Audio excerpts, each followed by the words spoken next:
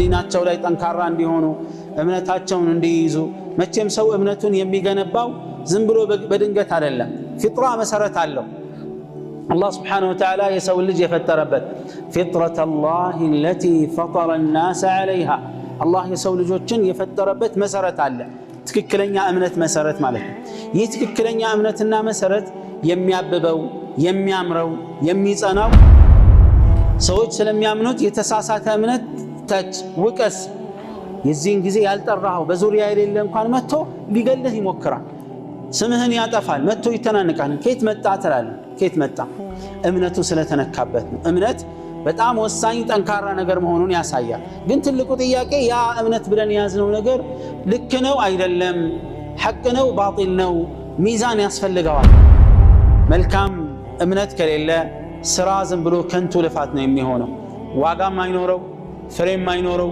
ጥቅምም አይኖረው እንደሚታወቀው ማንኛውም ቤት ሲገነባ ምንም ነገር ግንባታ ሲገነባ መሰረት አለ መሰረቱ የሚጣለው በምን ልኬት ነው ከላይ ከመሰረቱ በኋላ ምን ያክል ወደ ላይ ይገነባለው በሚለው ላይ መሰረታል አንድ ከሆነ መሰረት አንድ ቤት ብቻ ከሆነ ያለው መሰረት ወደ ውስጥ ብዙ የጠለቀ አይሆንም ወደ ላይ ከፍ ባለ ቁጥር ጥልቀቱ ወደ ታች የበለጠ ነው የሚሆነው ልክ እንደዚህ እኛም መልካም ስራችን አላህ ዘንድ ከፍተኛ ቦታ የሚያገኘው ተቀባይነት የሚያገኘው ባለን የኢኽላስ መጠንና ጥንካሬ ሰላም አለይኩም ወራህመቱላሂ ወበረካቱ بسم الله الرحمن الرحيم الحمد لله الذي أرسل رسوله بالهدى ودين الحق ليظهره على الدين كله وكفى بالله شهيدا وأشهد أن لا إله إلا الله وحده لا شريك له إقرارا به وتوحيدا وأشهد أن محمدًا عبده ورسوله صلى الله عليه وعلى آله وصحبه وسلم تسليماً مزيداً أما بعد هذه هي عقيدتنا من الكتاب والسنة يا ورست لي تكمتهم إن شاء الله زاري من التاوسبات رأس يمي هنا سلا أمنتاتشن سلا مسارتاوي عقيداتشن هنا أمنتاتشن እንደሚታወቀው ምንጩ ቁርአንና ሐዲስ ነው ነብዩ አለይሂ ሰላቱ ወሰለም ያስተላልፉልን ሰለፎች የነበሩበትን የጋራ አቋም ያማከለ ወይም ይህን መሰረት ያደረገ ነው የነብዩ አለይሂ ሰላቱ ወሰለም ዳዕዋ እምነታችንም ይሄ ነው በዚህ ጉዳይ ኢንሻአላህ የተወሰኑ ነገሮችን እናወሳለን እንታወሳለን ከመሰረታዊ እምነት ጋር የተያያዙ መሰረታዊ ነገሮችን በተቻለ መጠን ኢንሻአላህ እንዳስሳለን العقيده ወይም እምነት የሚባለው ነገር ምንድነው ከሚለው ስንነሳ يقول ما هو ما يصدقه العبد ويدين به አንድ ግለሰብ ማንኛውም ሰው እንደ ሰውነት ሰዎችም ይሁን ጅኖች የሚያምኑበት ለአላህ ወይም ለሆነ አካል ተገዥነታቸውን የሚያሳዩበት ጽኑ የጠለቀ አቋም ነው አቂዳ የሚባለው እምነት ስለሆነ ነገር ያላቸው አቋም የሚያመልኩትን አካል የሚያመልኩበት መንገድ አቂዳ ወይም ዲን ይባላል ይሄኛው ትልቅ መሰረት ነው ታዲያ ይህ አቂዳ ወይም እምነት ሁለት አይነት ይዘት አለው አላህ Subhanahu Wa Ta'ala ያወረደው መልእክተኞችን የላከበት ያወረዳቸውን መጽሐፍቶች የሚገጥም ከሆነ ይህ እምነትና አቋም ትክክለኛና ጠንካራ እምነት ይባላል አልዓቂደቱ الصحيحة ትክክለኛው አቂዳ ትክክለኛው እምነት በመባል የሚብራራ የሚገለጽ ይሆናል ነገር ግን የተያዘው እምነትና አቋም ከዚህ በተቃራኒ ቁርአንና ሐዲስን የሚቃረን የመልእክተኞችን ጥሪ የሚቃረን ትክክለኛ የአላህን عز وجل መልእክት የማይቀበል የሚቃረን ከሆነ የተበላሸ እምነት እንለዋለን فيجب على كل من عرف هذه العقيدة ይህን አቂዳ ያወቀ ወይም የተረዳ ማንኛውም ግለሰብ ታዲያ አቂዳውን ማመን ግዴታ እንደሆነበት ሁሉ መተግበር ግዴታ እንደሆነ ሁሉ ሌሎችንም ማስተማርና ማስታወስ የግድ ነው ሰዎች ዲናቸው ላይ ጠንካራ እንዲሆኑ እምነታቸውን እንዲይዙ መቼም ሰው እምነቱን የሚገነባው ዝም ብሎ በድንገት አይደለም ፊጥራ መሰረት አለው الله سبحانه وتعالى يسوي اللي يفتربت فطرة الله التي فطر الناس عليها الله يسوي ልጆችን የፈጠረበት መሰረት አለ ትክክለኛ እምነት መሰረት ማለት ነው ይህ ትክክለኛ እምነትና መሰረት የሚያብበው የሚያምረው የሚጸናው እውቀት ሲጨመርበት በቁርአንና በሐዲስ ወህይ ሲመገብ ይሄን የቁርአንና የሐዲስ ወህይ ሲመገብ ያብባል ይመሰርታል ይጸናል ትክክለኛ መስመሩንና አቅጣጫውን ይዞ መሄድ ይችላል ነገር ግን ዝም ብሎ ከሆነ በጥቅሉ ለአላህ ታዛዥነትን ፍቃደኛ ቢሆንም ቅሉ የመታዘዝ ሂደቱን መስመሩን መዘርጋት አይችልም አተገባበሩ ግራ ይገባዋል ነፍስ አፈጻጸሙ ግራ ይገባዋል ነገር ግን በቁርአንና በሐዲስ ወህይ ከተመገበ ካበበ ካሸበረቀና ካማረ መስመሩን ይዞ ስኬታማ የሚያደርገውን አቂዳ ይዞ መጓዝ ማንም ስለሚችል ይሄን እምነትን ወይም አቂዳን ማወቅ ብቻ ሳይሆን ሌሎችንም ማስተማርና ማሳወቅ ይግድ ነው ግን ምንን መሰረት አድርገን ነው የምናስተምረው የምናሳውቀው ከተባለ بالحكمة والموعظة الحسنة ጥበብና ጥሩ በሆነ ገሳጼ ነው ለምን ሰው ከፍተኛ መስዋዕትነት የሚከፍለው ለእምነቱ ነው ከየትኛውም ነገር የበለጠ በቀላሉ ሁሉ ጊዜ ልናነሳው የምንችለው ምሳሌ አለ አንድ ሰው مثلا እና ሰላት ስገድ ብንለው መስገድ ባይፈልግ ምንድነው የሚለን ውዱእ የለኝም ልብሴ ተነጅሷል ቆይ አንዴ ጣሃራ አድርጌ ልምጣ የሆነ መሸወጃ ደርድሮ በዛው ሊጠፋ ይችላል ወይም ሊመጣ ይችላል ለምን አጾምም የሆነ ነገር ይደረድራል ልክ የሆነ ሌሎች ዒባዳዎችን ላለመፈጸም ይደረድራቸው ማስተባበያዎች ይኖራል ይሸሻል እንጂ መጥቶ አይጋፈጥም ነገር ግን ስለ እምነት አንሳ ሰዎች ስለሚያምኑት የተሳሳተ እምነት ተች ውቀስ የዚህን ጊዜ ያልጠራው በዙሪያ የሌለ እንኳን መጥቶ ሊገልህ ይሞክራል ስምህን ያጠፋል መጥቶ ይተናነቃል ከየት መጣ ትላለህ ከየት መጣ እምነቱ ስለተነካበት ነው እምነት በጣም ወሳኝ ጠንካራ ነገር መሆኑን ያሳያል ግን ትልቁ ጥያቄ ያ እምነት ብለን ያዝነው ነገር ልክ ነው አይደለም ሐቅ ነው ባጢል ነው ሚዛን ያስፈልገዋል በሚዛን ስር አስቀምጠን ማለፍ አለበት ያንን ፈተና ትልቁ ሚዛን የቁርአንና የሐዲስ መልእክት ነውና ስለዚህ ሰዎችን ወደ መልካም ትክክለኛ አቂዳ ጥሪ በመናደርግበት ጊዜ ወይም ስናስተላልፍ መልእክቱን እንዴት ነው የሚሆነው የሚለውን ጥያቄ ስንወስድ መልሳችን ምንድነው ከተባለ በጥበብና በጥሩ ግሳጼ ዳዕዋውን ማድረግ አስፈላጊ የሆነበት ዋናው ምክንያት ይሄ ነው የእምነት ጉዳይ በጣም ከባድ ስለሆነ አንኳር ነገር ስለሆነ ውስጥ የሚከረክር ውስጥን የሚነካ በመሆኑ የተነሳ ይሄ ነገር አስፈላጊ ሆኗል طيب ይሄ የመልእክተኞችን መንገድ አላህ Subhanahu Wa Ta'ala በዚህ ላይ መስርቶ ነው የላካቸው በመልካም ሰዎችን እንዲጣሩ በጥበብ እንዲጣሩ የአላህን መልእክት በአግባቡ ማድረስ እንዲችሉ ጥበብን አስተምሯቸዋል ሕክማን አስተምሯቸዋል መልካም ግሳጼን የዳዕዋ ስልትንም ጭምር ልብ ላይ ማረፍ በሚችልበትም ሁኔታ ራሱ ያም ሆኖ ተቃውሞ እንደምታውቁት በመልእክተኞች ላይ የመጣው ተቃውሞ በጣም ጠንካራ ነበር የአላህን ትእዛዝ ለማክበር ሰዎች የሚያደርጉት ጥረት የዘመቱባቸው ዘመቻ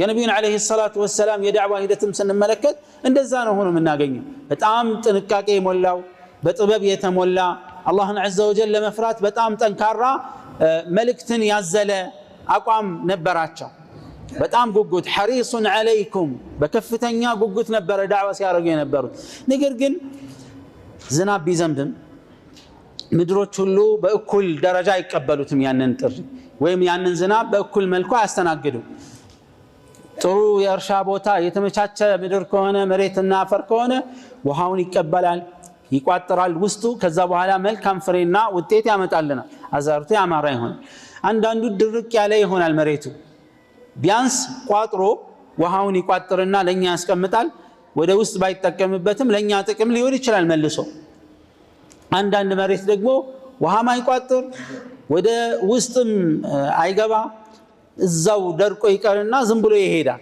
ያውም አደጋ ሊያደርስ ይችላል ተጠራቅሞ ማለት ነው የነቢያቶችም ጥሪ እንደዚሁ ሰዎች ልብ ላይ የሚያሳደረው ተጽዕኖ እንደዚህ ነው በመልካም ይቀበላል ማይቀበላል አንዳንዱ በመልካም ራሱ ባይቀበል እንኳን ለሌላ እንቅፋት ማይሆናል ቢሆንም ግን ጥበብና ስልትን ተጠቅሞ የአላህን ዲን ማሰራጨት የሁሉም ኃላፊነት ነው ዳዕዋ ወደ አቂዳ ጥሪ መደረግ ወይም የአቂዳ ወይም የተውሂድ በሉት ወይም መሰረታዊ እምነት ጥሪ ከጥሪዎች ሁሉ ግንባር ቀደሙን ቦታ የያዘ አላህ መልእክተኞችን ያላከበት መጻፍቶችን ያወረደበት ደም የፈሰሰበት ብዙ ችግሮች የተፈጠሩበት ብዙ መልካም ነገሮችም የተመሰረቱበት ነው በመጨረሻም የአኺራ ዕጣ ፈንታ ወይም ጀነት ወይም እሳት ነው አይደል መወሰኛው ዋናው ነገር የመጨረሻውን አገር ለመወሰን ራሱ የሚወስነው ይሄኛው ትክክለኛ እምነት ይዞ መሄድ ነው ለምንድነው ከተባለ لأنها هي الأساس المصحح لجميع الأعمال ስራዎችና ንግግሮች ሁሉ የሚመዘኑበት ዋናው ማስተካከያ ሚዛኑ ዓቂዳና ትክክለኛ እምነት በመሆኑ የተነሳ ነው። መልካም ዓቂዳ ከሌለ መልካም እምነት ከሌለ ስራ ዝም ብሎ ከንቱ ልፋት ነው የሚሆነው። ዋጋም አይኖረው፣ ፍሬም አይኖረው፣ ጥቅምም አይኖረው። እንደሚታወቀው ማንኛውም ቤት ሲገነባ ምንም ነገር ግንባታ ሲገነባ መሰረት አለ። መሰረቱ የሚጣለው በምን ልኬት ነው? ከላይ ከመሰረቱ በኋላ ምን ያክል ወደ ላይ ይገነባለው በሚለው ላይ ይመሰረታል። አንድ ከሆነ መሰረቱ አንድ ቤት ብቻ ከሆነ ያለው መሰረት ወደ ውስጥ ብዙ የጠለቀ አይሆንም። ወደ ላይ ከፍ ባለ ቁጥር ጥልቀቱ ወደ ታች የበለጠ ነው የሚሆነው። ልክ እንደዚህ ነው እኛም መልካም ስራችን አላህ ዘንድ ከፍተኛ ቦታ የሚያገኘው ተቀባይነት የሚያገኘው ባለን የኢኽላስ መጠንና ጥንካሬ ነው። ባለን የዓቂዳ ጽናትና ብርታት ነው። ካልሆነ ግን ትክክለኛው ስራችን ውጤታማ አይሆንም፣ ያፈራ አይሆንም። ወደ አላህ መድረስ ይቅርና ከኛ በላይ እንኳን መድረስ አይችልም። ተንሳፎ እዛው ነው የሚቀረው። ስለዚህ ነበረ መልእክተኞች በአጠቃላይ ትኩረታቸው በመሰረታዊ ጉዳይ ላይ በዓቂዳ ላይ የነበረው። ነቢያችን ሰለላሁ ዐለይሂ ወሰለም እንመልከት። ሙዓዝ ብን ጀበልን ወደ የመን በላኳቸው ጊዜ የየመን ሰዎች በዛ ሰዓት የመጽሐፍት ባለቤቶች ናቸው፣ ይሁዶች ናቸውና ነቢያችን ዐለይሂ ሰላቱ ወሰላም አብዱላህ ብን አባስን ሲልኳቸው ምን ነበር ያሏቸው? ኢነከ ተእቲ ቀውመን አህለ ኪታብ፣ አንተ የመጽሐፍት ባለቤቶች ዘንድ ነው የምትመጣው አሏቸው። ኢነከ ተእቲ ቀውመን አህለ ኪታብ ወሚን አህሊ ልኪታብ፣ የመጽሐፍት ባለቤቶች የሆኑ ሰዎች ዘንድ ነው አንተ የምትሄደው አሏቸው። ለምንድን ነው ይሄን ያሉት ረሱል ዐለይሂ ሰላቱ ወሰላም? አጠቃላይ እይታ እንዲኖራቸው ለዛ በቂ ዝግጅት እንዲኖራቸው ነው። ምን አይነት የዳዕዋ ስልት መጠቀም አለብኝ የሚለውን ማወቅ እንዲችሉ ነው። ኢነከ ተእቲ ቀውመን አህለ ኪታብ ፈልየኩን አወለ ማ ተድዑሁም ኢለይሂ ሸሃደት አን ላ ኢላሃ ኢለላህ ወፊ ሪዋየትን ኢላ አን ዩወሒዱላህ። ስለ ህዝቡ ነገሯቸውና ምን አይነት ሰው እንደሚቀበሉ ከዛ ምን አሉ? የመጀመሪያው ጥሪ መሆን ያለበት ምንድነው? አላህን በብቸኝነት እንዲያመልኩ ነው። ይሄ መሰረት ነው። ይሄ መሰረታዊ ጥሪ ነው። ማዕነሁ አላህ ስብሓነሁ ወተዓላ እኮ ስለ አህለል ኪታብ ሲናገር ይሄ የተውሂድ ጥሪ ለአህለል ኪታቦች አዲስ አይደለም። ዓሊ ብን አቢ ጣሊብ ዓፍወን ሙዓዝ አይደለም ረዲየላሁ ዐንሁ ወአርዳህ ይህን ጥሪ መጀመሪያ የሚያሳልፉላቸው። ቀድሞም ትእዛዙ መጥቷል በመጽሐፍታቸው ውስጥ፣ አላከበሩትም አልፈጸሙትም እንጂ። አላህ ሱረቱ አልበይና ላይ ምን ይላል? ወማ ኡሚሩ ኢላ ሊየዕቡዱ ላህ ሙኽሊሲና ለሁ ዲነ ሑነፋእ ወዩቂሙ ሰላተ ወዩእቱ ዘካት ወዛሊከ ዲኑል ቀይማ። የመጽሐፍት ባለቤቶችም ቢሆን የታዘዙት ይሄን ነው። ሁሉም ህዝብ የታዘዘው ይሄን መልእክት ነው። ሆኖ ሳለ ግን ይሄን መልእክት በትክክለኛ ያልተወጡት አሉ። የተወጡትም ማስታወሻ ራሱ ስለሚያስፈልጋቸው የመጽሐፍት ባለቤቶች የእውቀት ባለቤቶች ናቸውና ተዋቸው አላሉም ዐለይሂ ሰላቱ ወሰላም። የመጀመሪያ ጥሪ ያደረጉት አላህን በብቸኝነት እንዲያመልኩ ወደዚህ ተጣራ አሉ። ይሄኛውን ከተቀበሉ አላህ በቀን 5 ጊዜ በቀንና በምሽቱ ክፍለ ሰዓት 5 ጊዜ የመስገድ ግዴታ አድርጎባቸዋልና ይሄን ነገር አሳውቃቸው። ይሄን ከታዘዙ አላህ ስብሓነሁ ወተዓላ ከሀብታሞቻቸው ተወስዶ ለድሆቻቸው የሚሰጥ ዘካ ግዴታ እንዳረገባቸው ምን በል ንገራቸው፣ አሳውቃቸው አሉ ዐለይሂ ሰላቱ ወሰላም። ይሄን ከታዘዙ ብለው ቀጠሉ። ይሄን ከታዘዙ እያሉ እንደዚህ ቀጠሉ። እንግዲህ የጥሪዎች ሁሉ መጀመሪያ መሰረት የሚሆነው ወደ አላህ ስብሓነሁ ወተዓላ መጣራት፣ ወደ አላህ ብቸኛ አምላክነት መጣራት እንደሆነ ይህ ሐዲስ በግልጽ ነው የሚያሳየን። ጠይብ የዓቂዳ መሰረት የሚባሉት ነገሮች ምንድን ናቸው? የዓቂዳ ወይም ትክክለኛ እምነት በነገራችን ላይ በጣም ቀላል ገር የሆነ የተመቻቸ ነው። ምንም ውስብስብ ነገር የለውም፣ እንቆቅልሽ የለውም። ህብረ ቃል ተቀምጦ ሰምና ወርቅ የሚወጣለት የሆኑ ሰዎች ብቻ አውቀውት ሌሎች ሰዎች ማወቅ የማይችሉት ነገር አይደለም። ከእውቀቶች ሁሉ ቀላል፣ ከእውቀቶች ሁሉ ገር፣ ከእውቀቶች ሁሉ ማንኛውም የትኛውም የእውቀት ደረጃ ላይ ያለ ይወቅም አይወቅም ማንኛውም ሙስሊም እንዲያቅ የሚፈለገው መሰረታዊ ነገር የዓቂዳ ትምህርት በመሆኑ የተነሳ እንደ ዓቂዳ ገር የለም። የሚያወሳስብባችሁ ሰው ካያችሁ ተወሳስቦበታል፣ እንዳትሰሙት እንዳታዩት። ምክንያቱም ዓቂዳ ላይ ምንም የለም፣ ውስብስብ ነገሮች የሉም፣ ውስጡ ግልጽ ያለ ነው። ምክንያቱም አንተ ወላጅ አባትን ለማወቅ ውስብስብ መንገድ ያስፈልገዋል። ዲኤንኤን መመርመር፣ ሌሎች ውስብስብ ነገሮች አያስፈልጉት ማለት የሚያስፈልጉ በቂ ቀላል ነገሮች አሉ። ምክንያቱም ዲን አልኢስላም የመጣው ለምሁራኖች ተብሎ አይደለም። ልብ በሉ፣ ለሆኑ ግለሰቦች ብቻ አይደለም፣ ለሰው ልጅ በሙሉ ነው። የሰው ልጅ አመለካከታችን፣ አረዳዳችን፣ አገነዛዘባችን፣ የመማር ያለመማር ሁኔታችን አንድ አይነት ነው? አንድ አይነት ሊሆን አይችልም። አንድ ክፍል እንኳን አንድ ተማሪ ተሰብስቦ አንድ ክፍል ውስጥ የሚገኙ 40-50 ተማሪዎች አንድ አይነት መልእክት ተላልፎላቸው የግንዛቤ ሂደታቸው አንድ አይነት ሊሆን አይችልም። የተሰጣቸውን ኢንፎርሜሽን ወይም መልእክት የማቆያ ጊዜያቸው አንድ አይነት ሊሆን አይችልም። ከጊዜ በኋላ ስትጠይቃቸው የማስታወስ ችሎታቸው አንድ አይደለም። እንኳን የሰው ልጅ መላው ይቅርና ማለት ነው። የሰው ልጅ ህይወት ውስጥ ብዙ አለ። ምንም ያልተማረ አለ፣ በጥቂቱ የተማረ አለ፣ በትምህርቱ የትና የት ደረጃ የደረሰ አለ፣ በእድሜው እርከኑም እንደዚሁ፣ በቋንቋም በመሳሰሉት። ይህን ሁሉ ያማከለ ነው ዲን አልኢስላም። ውስብስብ አንድ እውቀት የሚሆነው የተወሰኑ ሰዎች ብቻ እንዲያውቁት ሲፈለግ ነው። አላህ ግን ሰውና ጅንና ያለው አይደል? ወማ ኸለቅቱል ጅነ ወልኢንሰ ኢላ ሊያዕቡዱን፣ ሁሉንም ይመለከታል ማለት ነው። የትኛውም አገር ቤት ያሉትም ከተማ ውስጥ ያሉትም አንብበው ጽፈው ስለማንበብ ስለመጻፍ ምንም የማያውቁትም የተማሩትን ሁሉን ማማከል የሚችል መልእክት ነው ቁርአንና ሐዲስ ውስጥ የተቀመጠው። በተለይ መሰረታዊ እምነት ምንም ድብብቆሽ የለው፣ እንቆቅልሽ የለው፣ የሆነ ፍልስፍና የለው። ሰዎች በአላህ ስምና ባህሪ ላይ ሲፈላሰፉ ብዙ ጊዜ ይሰማላችሁ አይደል? እነሱና ፍልስፍናቸውን እንተውላቸው፣ እነሱ እዛው ይጨናነቁበት። ምክንያቱም ሰውየው ተብሏል ኢየሱስ ጌታ ነው እያለ ይጮሃል ሁል ጊዜ በሚኖርበት ህንፃ ውስጥ ይባላል። እና ነዋሪዎቹ በቃ አጨቅጭቀን እኛ አንፈልግም፣ ያው ያመነው አምኗል፣ ያላመነው አላመነም፣ ለምን ትረብሸናለህ? ተወን እባክህ አሉት ይባላል። አሁንም ቀጠለ። ለምን ተዋላልነህም እንዴ ሲሉት ምን አሉ ይባላል። ምን አለ ሰውየው? ለእናንተ አይደለም የሚጮኸው ለራሴ ነው የሚጮኸው አለ። ውስጤ አይደለም እያለኝ ነው እያልኩኝ እያሳመንኩት ነው ጮኸ ማለት። በግድ ማሳመን ይፈልጋል። አልሰማችሁም? መፈክር አላህ መውጁዱን ቢላ መካን። ውስጣቸው አላህ ከአርሽ በላይ ነው ይላቸዋል። አላህ ከሰማይ በላይ አይደለም፣ መውጁዱን ቢላ መካን ይጮሃሉ። ጮኸታቸው እንደዛ ሰውዬ ነው ማለት። ስለዚህ ውስጣቸውን ለማሳመን አንዳንዱ ሲጮህ አንተ ማብራት ትጮህም ማለት ነው። ጮኸትህን ውስጥ አድር፣ ከውስጥ ጋር ተጫጫ፣ ክፍል ዘግተህ ችግር የለውም። ግን ሰው ላይ መጮህ አይቻልም።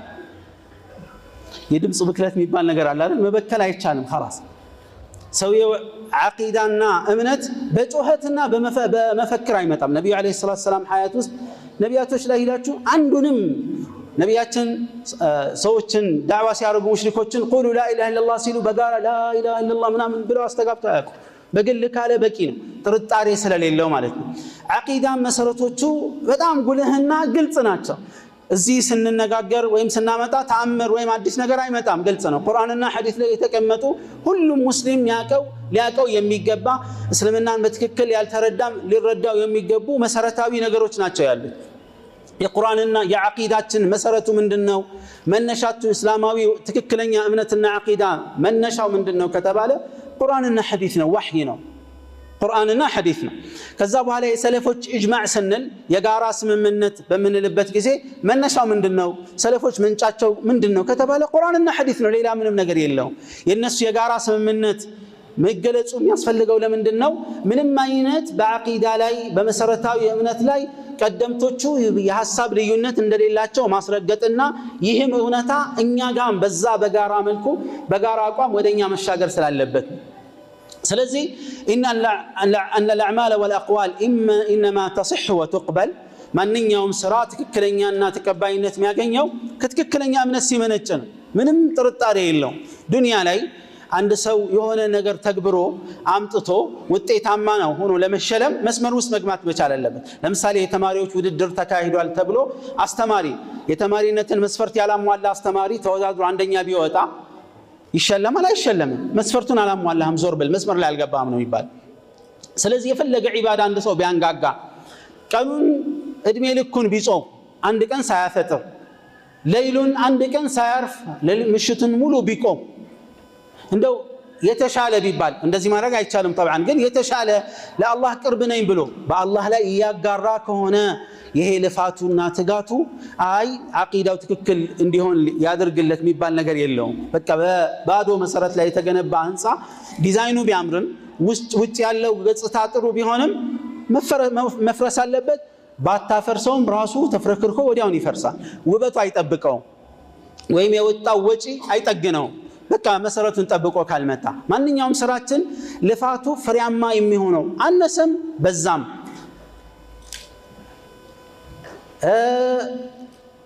ብዙ ዘወተርንበትም እንደተፈላጊው መሄድንበት የሚያዋጣውና የሚያምረው ትክክለኛ መሰረት ላይ ሲመሰረት ነው። ነገር ግን በተሳሳተ እምነት ላይ ከተመሰረተ ውድቅ ነው። يقول الله عز وجل ومن يكفر بالإيمان فقد حبط عمله إيمانا يكاد برقتم سراو رقف إلى الله وهو في الآخرة من الخاسرين. آخرة ككسرت هنا. وقال الله عز وجل ولقد أوحي إليك وإلى الذين من قبلك لئن أشركت ليحبطن عملك ولتكونن من الخاسرين.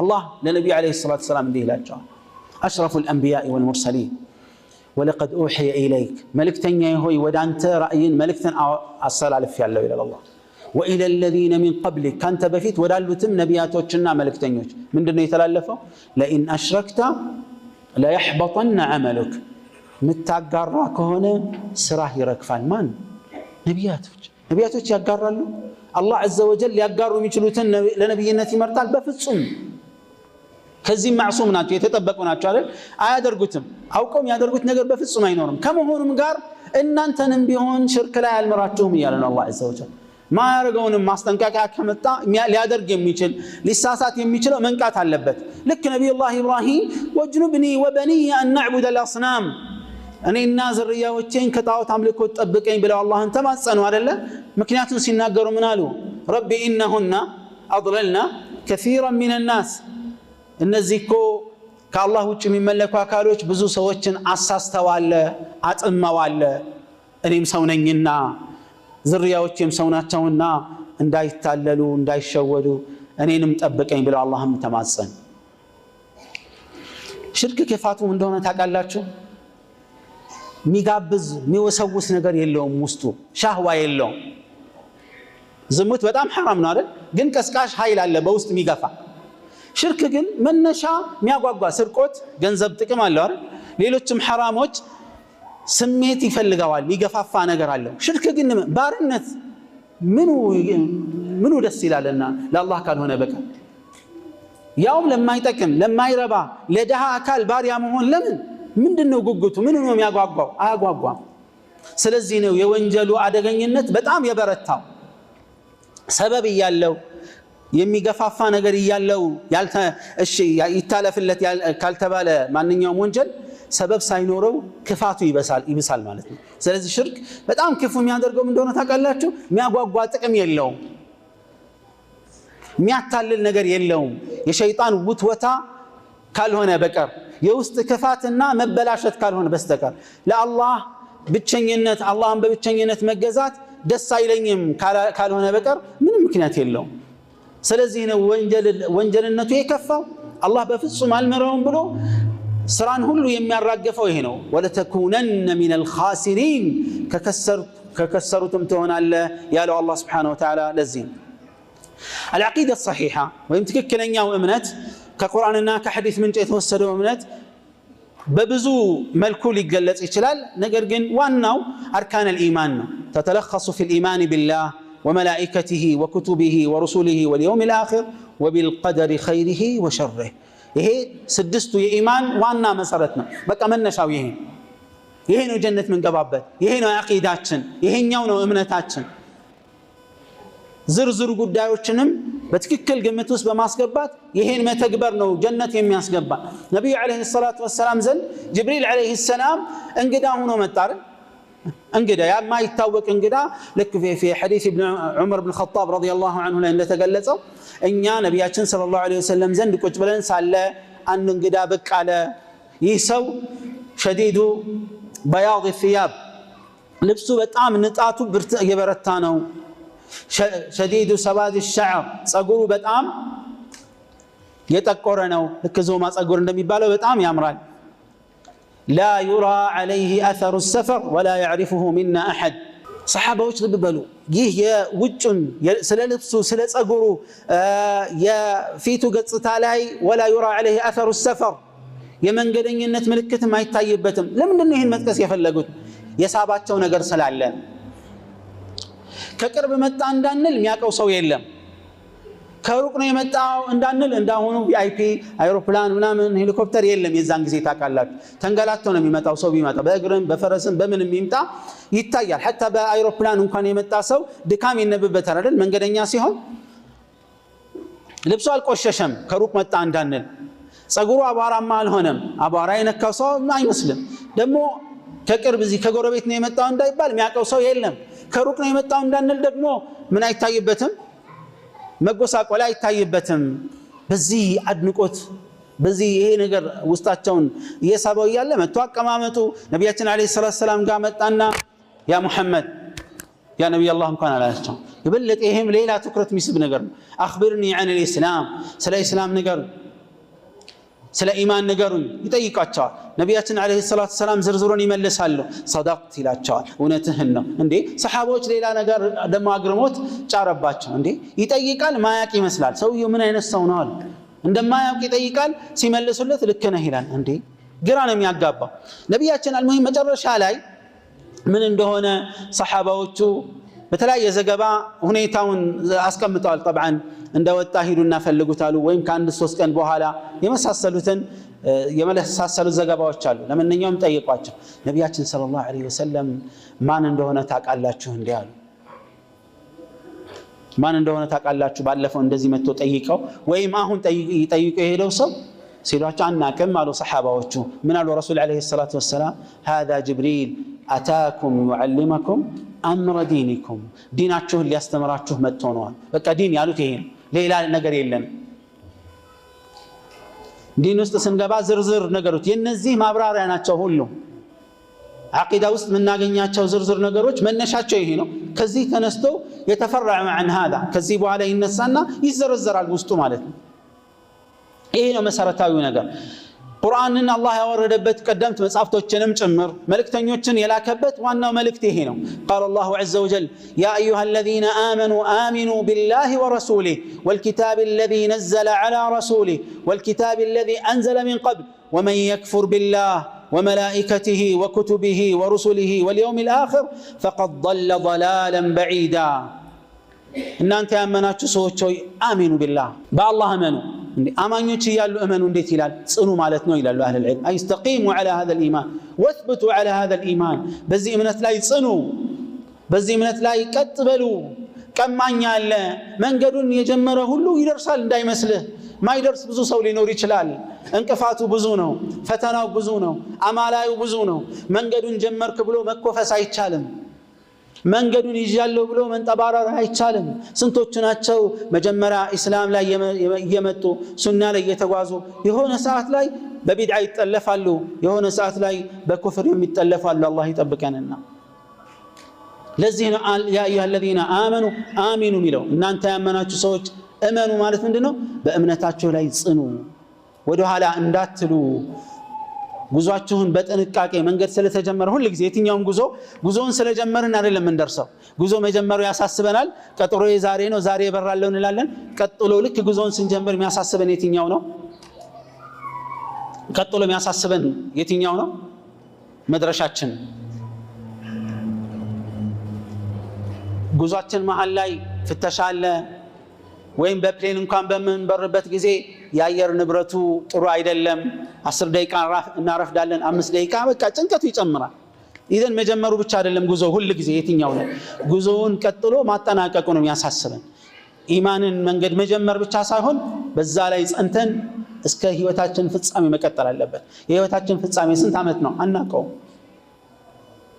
10 ዓመት፣ 20 ዓመት፣ 40፣ 50፣ 100 አናውቀውም። በቃ ህይወታችንን በሰላም እስኪያበቃ ድረስ ይሄን አቂዳችንን ጠብቀን መሄድ እንዳለብን ያሳያል።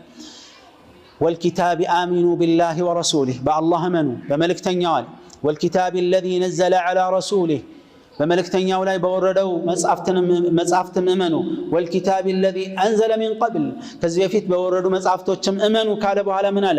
ومن يكفر بالله በአላህ ከማመን ይልቅ አላህን የካደ መላእክቶችን የካደ መጽሐፍቶችን መልእክተኞችን የመጨረሻን ቀን በእርግጥም ግልጽ ሩቅ የሆነ ጥመትን ጠሟል ይላል።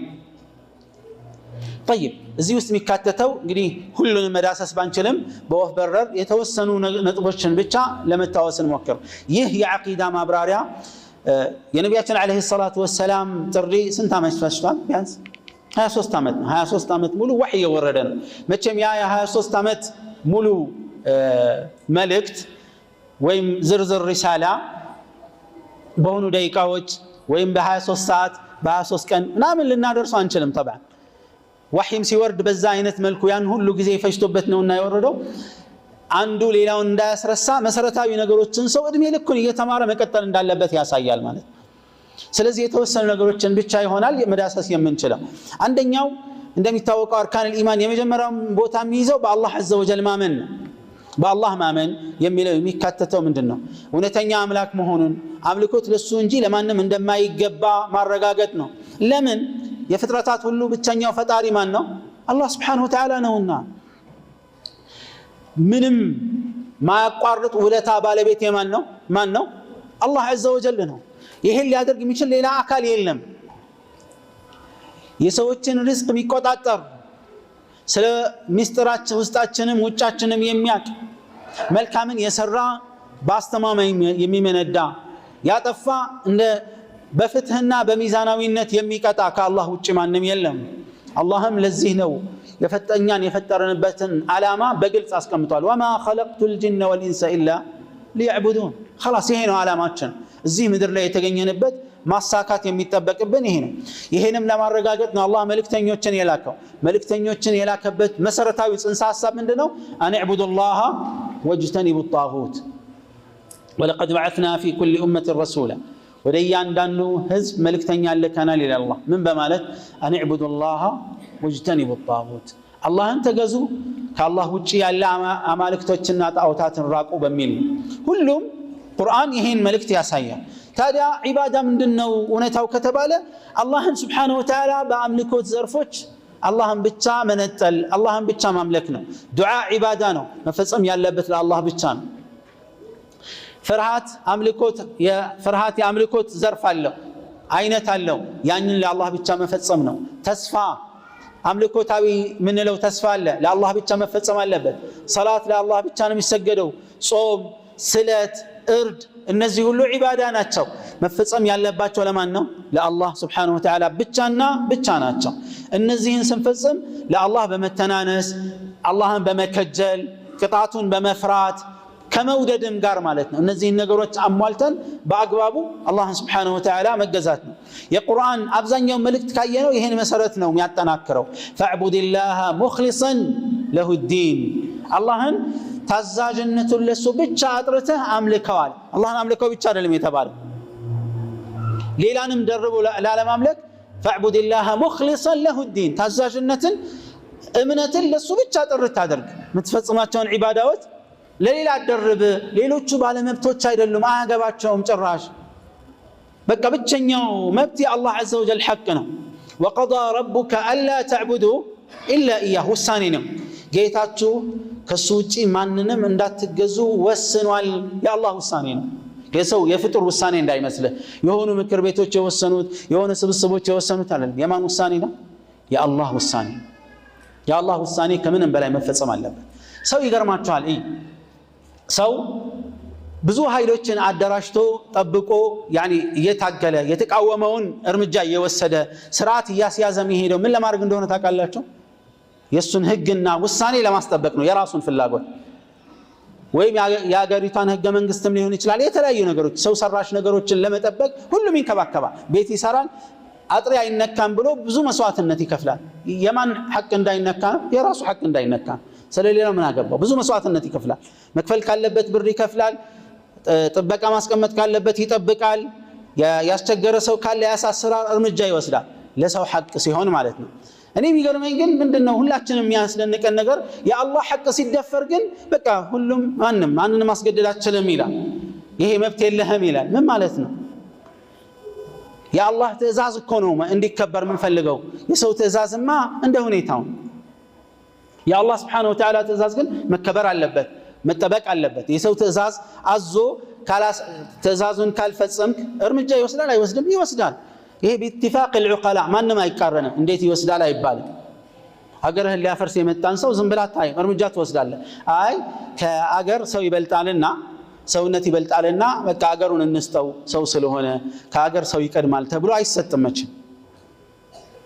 ይሄኛው በላጭ ሆኖ ከተገኘ እርምጃ ይወሰዳል። ልክ እንደዚህ ነው። የአላህ ሐቅ ቅድሚያ ይሰጣል ከማንም በላይ ማለት ነው። የአላህ ሐቅ ከኔና ካንተ የግል ሐቅ ይበልጣል። ይሄ መጠበቅ አለበት። የአላህ ውሳኔ ነው። አላህን በብቸኝነት ማምለክ የሰው ውሳኔ አይደለም፣ የአላህ ውሳኔ ነው። ወቀضى ربك الا تعبدوا الا اياه وبالوالدين احسانا فادعوا الله مخلصين له الدين ولو كره الكافرون። አላህን ማመን ከሚለው ከሚካተቱት ነጥቦች አንዱ ምንድነው? አላህ ግዴታ ያደረገውን ነገር ሁሉ መተግበር ነው። አርካን الاسلامን ሌሎችም ተዛዛቶችን መፈጸም ነው። በአላህ ማመን ከሚለው አንዱ ምንድነው? አምልኮት ለአላህ ብቻ እንደሚገባ በእርግጠኝነት ማመንና ማረጋገጥ ነው። መልእክተኞች የተላኩበት ዋናው መልእክት ይሄ በመሆኑ የተነሳ ነው። በአላህ ማመን ከሚለው አንዱ ከሚካተተው አንዱ ምንድነው? መልካም ያማ በመልካም ስሞቹና በላቁ ባህሪያቶቹ ማመን። አላህ የላቀ መልካም ስሞችና የላቁ ባህሪያቶች አሉት። እዚህ ላይ አንድ ማወቅ ያለብን መሰረታዊ ነገር አለ። ቅድም እንዳልኳችሁ ብዙ የተደናገሩ ሊያደናግሩ የሚነሱ ብዙ ሰዎች አሉ። አላህ ስለ ባህሪው ሲናገር አንድ መሰረታዊ አያ አለ። ስለ አላህ ስምና ባህሪ ስናስብ ليس كمثله شيء وهو السميع البصير። በቃ መምታታት ውስጥ መደናገር ውስጥ እንዳንገባ አላህን የሚመስል እሱን የሚመስል ማንም የለም ማለት አለቀ። ከዚህ በኋላ የፈለገ ነገር ቢደረደር ተመሳስሎብኛል ያለ ራሱ የዞረበት ሰው ብቻ ወይም ይሄኛውን የአያውን የመጀመሪያ ክፍል መመልከት የማይችል አይነ ሸውራራ ነው ማለት ነው። ወይም በሽተኛ ነው። ሌላ ነገር ሊሆን አይችልም። ምክንያቱም አላህ ምንም አይመስለውም ካለ አለቀ። ከዚህ በኋላ የፈለገ ነገር ቢደረደር ከፍጡር ጋር ይመሳሰላል የሚል ጥያቄ ማንሳት አይቻልም። አለቀ። አላህ መንገዱን ዘግቷል። ቁል አአንቱም አዕለሙ አሚላህ፣ እናንተ ናችሁ ወይስ አላህ ነው የሚያውቀው ነው የሚባሉት። አላህ እንደዚህ ደንባራ እንዳለ ስለሚያውቅ አላ يعلم من خلق وهو اللطيف الخبير ቀድሞ መርሆ አስቀመጠ። خلاص እንዳይምታታብን እሱን የሚመስል የለም፣ ሰሚና ተመልካች ነው። ሰሚና ተመልካች የተባለ ሁሉ ከአላህ ጋር ይመሳሰለበናል እንዳንል መንገዱን ዘግቷል። ይሄን መሰረት የያዘ ግራ አይገባውም። ይሄን መሰረት የያዘ ስለ አላህ ስምና ባህሪ የሚነገረው ነገር አያደናግረውም። የተደናገረባቸውማ አላህ ፊት አለኝ ብሎ ተናግሯል። ويبقى وجه ربك ذو الجلال والإكرام። አይ አላህ ፊት አለው ካለን ከፍጡር ጋር ስለሚመሳሰል አይ ምንም በለው ግርማ ሞገስ ወይም ክብር እንበለው አሉ። ማሻአላህ ደስ ሲል እናንተም ፊት የላችሁም እንላቸዋለን። ምክንያቱም ጉንዳንም ፊት አላት፣ ጦጣም ፊት አላት፣ አሳማም ፊት አለው። ስለዚህ እናንተ ስለሚመሳሰልባችሁ ወይም አሳማ ናችሁ ወይም አሳማ ፊት የለውም በሉ ወይም እኛ ፊት የለንም በሉ። አይ እንዴት እንላለን ይላል ብትል ምን ችግር አለው? ውሸት ነው እኮ የሚሆነው፣ ኩፍር አይሆንብን። ለኛ ጊዜ ለራሱ ጊዜ አይ ይላል፣ ለአላህ ሲሆን ግን አይ ፊት ስለተባለ አንድ አይነት አይደለም ይላል። በቃ ልክ ይሄ መልስ አላህ የሆነ ባህሪ ያለው ስለተባለ ካንተ ጋር የተመሳሰለ እንዳይመስልህ ሞኞ። ማን ያመሳሰለልህ ነው? ሁሉ ጊዜ እኮ መባል ያለበት ነገር አለ። የራሱ ዲቅ ቂሳ ሁሉ ጊዜ ታውቁታላችሁ። ይሄም ቂሳ ሰውየው አይነ ስውር ነበር አለ። ልክ አይኑ በራለትና በሆነ ጊዜ የአውራ ዶሮ ጭንቅላት ነው ያየው። የማየት እድሉ የአውራ ጭንቅላት ብቻ ነበር፣ የአውራ ዶሮ ጭንቅላት ማለት ነው። ከዛ አይኑ ተመለሰ። ምስኪን አይኑ ሲጠፋ ከዛ ስለ ዝሆን ሲነግሩት አይነ هي من راس الديك ይላል። ስለ ዝሆን ግዝፈት ሲያወሩት እንደሚባል ትልቅ እንስሳ አለ ዝሆን ከአውራ ዶሮ ጭንቅላት አንፃር እንዴት ነው ይላል። ማነጻጸሪያው እሱ ነው። ስለ ጉንዳንም ሲነግሩት ማነጻጸሪያው ምንድነው? የአውራ ዶሮ ጭንቅላት። እንዲህ የሆነብህን ጭንቅላቱን ብለህ ሌላ ምስል ካላስገባ ጭንቅላቱ ላይ የአውራ ዶሮ ጉዳይ ችግር ነው የሚሆን። የአውራ ዶሮ ምናልባት እሱ አንድ አይነት ነው ያየው፣ አንተ ብዙ አይነት አውራ ዶሮ ልታቅ ትችላለህ፣ ደግሞ ችግር ነው። እና እንደዚህ ሰዎች አንዴ ይደናባበሩና በሆነ ፍልስፍና አዋቂ ነን ብለው ማደናበር ይሞክራሉ። አይሆንም። የአላህ ስሞችና ባህሪያቶችን ስናጸድቅ ከአላህ ኃያልነት ታላቅነት ጋር ነው የሚሄደው። خلاص አለቀ። ስለ ሰው አይደለም የምታወራው። ይመሳሰላል እንኳን ቢባል አይቻልም፣ አይመሳሰልም በፍጹም። ከማን ጋር ነው የምታመሳሰለው? አመሳሰል ያለህ ማን ነው? እነዚህ ሰዎች ምን እንደሚሉ ታውቃላችሁ? ቁርአንና ሐዲስ ቁርአን ላይ ወይም ሐዲስ ትክክለኛ ሐዲስ መጥቶ እኛ አይምሮአችን ካመነው ውጪ ከሆነ ሐዲሱ ልክ አይደለም ማለት ነው ይላል። ማሻአላህ አስቡ። ምንም ያልተማረ ሰው መጥቶ እናንተ የምትማሩት ሂሳብ ሁሉ ዜሮ ነው፣ በቃ ልክ አይደለም፣ 12 ዓመት ሙሉ የለፋችሁት ልክ አይደለም፣ ምንድነው ማስረጃ ሲባል እኔ አላቀውም ቢል ምንድነው የምትለው? እኔ አላቀውም፣ እኔ አልተማርኩትም፣ ስለዚህ ልክ አይደላችሁ። ልክ ነው እውነትም እሱ የእድሜ ባለጸጋ ነው ስላልተማረ እኛ አልተማርንም ብለን ነው የምንለው ወይስ እሱን አብረን እንማርና በኋላ እንወዳደር ነው ማለት ያለብን? ይሄ ነው ሐቁ ማለት ነው። የኛ የሰው አይምሮ ስለ አላህ እንደፈለገ መፈላሰፍ አይችልም። አይደለም ስለ አላህ፣ ስለ ራሳችን ስለ ጀርባችን ማውራት አንችልም አላየንም። አንዳንድ ወላጅ ልጁን ይጠራጠራል አይደል? የኔ ልጅ ነው አይደለም ምናምን ይላል። ማረጋገጫው ሄዶ ሌላ ቦታ ነው። አመመኝ ምናምን ይልና ስለ በሽታው ማጣራት ይፈልጋል ሐኪም ቤት። በአይምሮ ለምንድን ነው መዝኖ ይሄ በሽታ ላይሆን ይችላል ይሄ ሊሆን ይችላል ብሎ መደናገሩን ትቶ ሐኪም ለምን ያማክራል?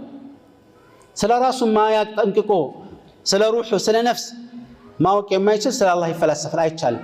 በአላህ ስሞችና ባህሪያቶች መሰረት የአላህ ስምና ባህሪያቶችን በተመለከተ መሄድ ያለብን እርምጃ ማጠቃላይ ሐሳቤ እዚህ ላይ ይሆናል ኢንሻአላህ። አንደኛው ምንድነው? ቁርአንና ሐዲስ ላይ የተረጋገጠውን ማረጋገጥ ነው፣ ስሞችና ባህሪያቶችን። ይህን ስናረጋግጥ ትርጉሙን ሳናዛባ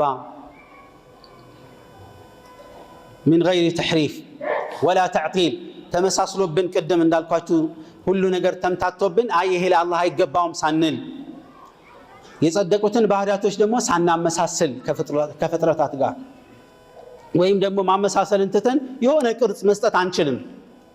ስለ ባህሪያቶቹ አኳኋን የሚያውቀው ማን ነው? አላህ ብቻና ብቻ ነው። ይሄን ማመን የግድ ነው።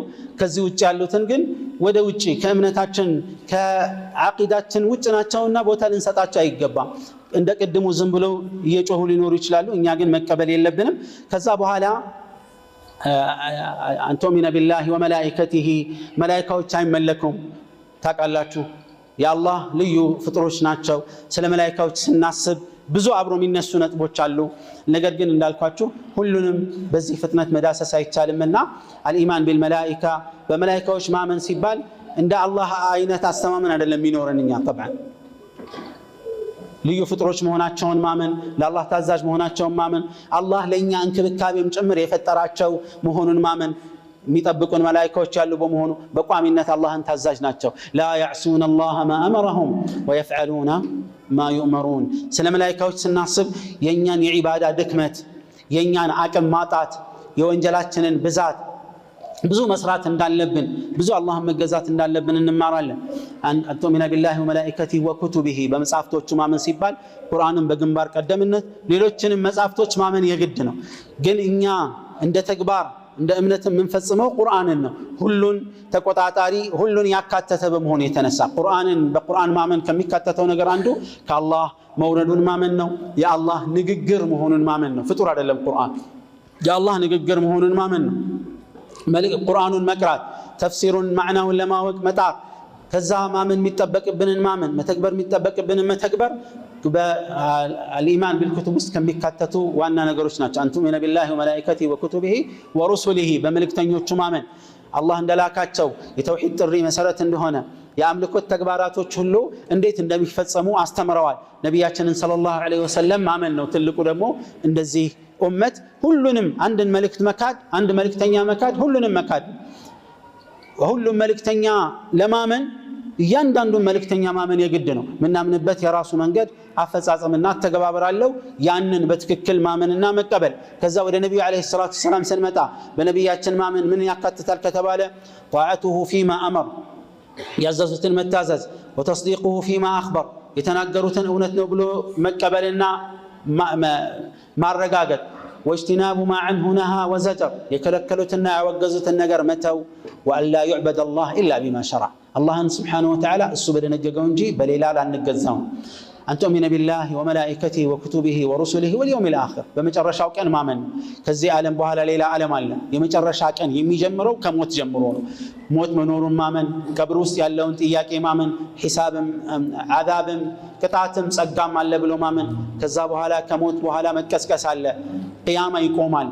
መሰብሰቢያ ምድር አለ ሁሉም ሰው ራቁትን ይሆናል ይመነዳል ሚዛን አለ ሒሳብ አለ ሲራጥ አለ ጀነት አለ እሳት አለ ብሎ ማመን أن تؤمن بالله وملائكته وكتبه ورسله واليوم الآخر وأن تؤمن بالقدر خيره وشره كل من الله تعالى يا الله وصاني ما من الله وصاني وشن ياقال السنو يفتروا السنو يصافوا بلو ማመን እነዚህና መሰል ነገሮችን ባካተተ መልኩ በአላህ ውሳኔ ማመን የመጨረሻው ነገሮች ሁሉ በአላህ እጅ መሆኑን ማመን እነዚህና መሰል እዚህ ውስጥ ሊካተቱ የሚችሉ የገይብ ኢማኖችም ደግሞ አልኢማኑ ቢልገይብ የተባሉ ነገሮች እዚህ ውስጥ ሁሉ ይካተታሉ ከዛ ስለ ሰሃባዎች ሊኖረን የሚገባ አቋም ሰሃባዎች ታማኝ ናቸው አላህ ለመልእክተኛው ሰለላሁ ዐለይሂ ወሰለም ባልደረብነት የመረጣቸው ምርጥ ሰዎች ናቸው እነሱን የነቀፈ የተነቀፈ ነው እነሱን የተቸ የወረደ ሰው ነው ለሰሃባዎች ክብር የሌለው ለማንም ክብር ሊኖረው እንደማይገባ ማመን ነው እነዚህና መሰል የዓቂዳ መሰረቶች ቁርአንና ሐዲስ ላይ የምናገኛቸው ነው እነዚህን በዓቂዳ የዓቂዳ ኪታቦች ተብለው የተዘጋጁ አሉ ከثلاثه الأصول ጀምሮ እነዚህን ስንማር በትክክል ለዓቂዳ ያለን ግንዛቤ ይደለድልልናል መንገዱን ያሳየናል ዲናችንን በመማር ላይ ጠንካራ እንድንሆን በመጨረሻም ራሴንም እናንተንም አደራላለሁ አላህ Subhanahu Wa Ta'ala በሰማነው ተጠቃሚዎች አድርገን اللهم ربنا آتنا في الدنيا حسنة وفي الآخرة حسنة وقنا عذاب النار سبحان ربنا رب العزة عما يصفون وسلام على المرسلين والحمد لله رب العالمين وجزاكم الله خيرا